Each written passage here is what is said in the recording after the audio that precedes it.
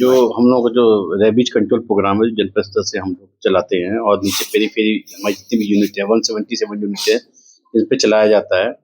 इसमें जो रिपोर्ट है अभी तक जो हम लोगों ने केस रिपोर्ट किए हैं लगभग 138,000 यानी 1.31 लाख के आसपास जो बाइट के केस हैं वो हम लोग के पास में आए हैं।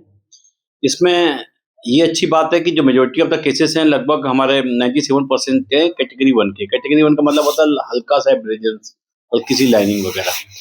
सीवियरिटी वाले 1% केस रहे हैं। तो हम इस तरह कह सकते हैं कि सीवियरिटी के केसेस लगभग हमारे पास 1200 से 1300 के आसपास रहे हैं, जो ज़्यादा जिसमें डॉग बाइट होता है, ज़्यादा जिसमें इंजर्ड करता है। तो ये तो हमारी जो रिपोर्ट हुए वो केस है। दूसरी, हम लोग जो इस कार्यक्रम को चला रहे हैं, नीचे की यूनिट पे हम लोग इसमें 3 चीज़ें कर रहे हैं। एक तो वैक्सीनेशन हम लोग कर रहे हैं, दूसरा प्रचार-प्रसार कर रहे हैं, तीसरा ऐसे एरिया को भी आइडेंटिफाई कर रहे हैं जहाँ से डॉग बाइट के केसेस ज़्यादा आ रहे हैं। तो उसमें हम लोग क्या कर रहे हैं, फिर अलग डिपार्टमेंट के साथ मिलके और अपने डिपार्टमेंट, हमारे डिपार्टमेंट भी इंटेंसिफाइड प्रोग्राम चलवा रहे हैं।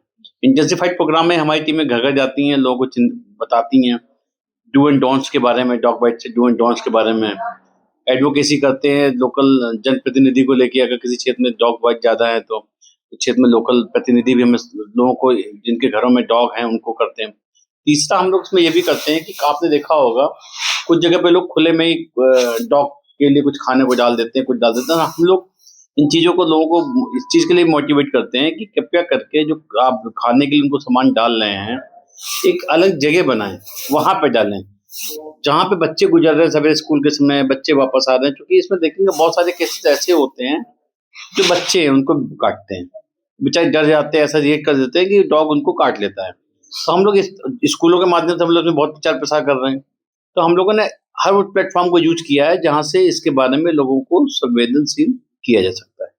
तो क्या सर इन आंकड़ों को नगर निकाय या निगम में भी आप जो है साझा कर रहे हैं? सारी अर्बन लोकल बॉडीज के साथ में, अगर कोई रूरल का इलाका है तो प्रधानों के साथ में ये आंकड़े शेयर होते हैं और इस पे हम लोग अलग से स्ट्रेटजी बनाते हैं। हमारी जो अर्बन की मीटिंग होती है नगर निगम के साथ में या अर्बन लोकल बॉडीज के साथ में, ये डॉग बाइट हमारा एक बहुत बड़ा उसमें एक एजेंडा होता है कि इसको हम लोग कैसे चीजों को नियंत्रित करें।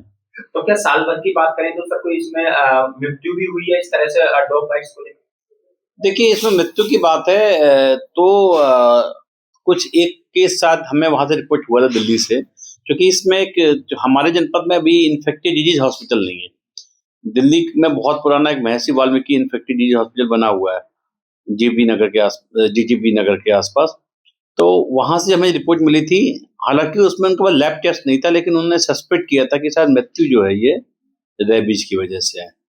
आ, इसमें क्योंकि हर कोई इसकी जो इसमें कंफर्मेटरी रिपोर्ट है वहां तक पहुंच भी नहीं पाता, और क्योंकि बहुत सारे सीवियर केसेस होते हैं वो हमारे यहाँ से बाहर जनपद को रिफर भी होते हैं, क्योंकि सीवियर केस से अगर ज़्यादा भी सस्पेक्ट लग रहा है तो जो कि इसमें इन्फेक्टेड डिजीज हॉस्पिटल चाहिए होता है, वो हमारा MVID जो है दिल्ली वाला वो है, तो हम लोग वहाँ भेजते हैं।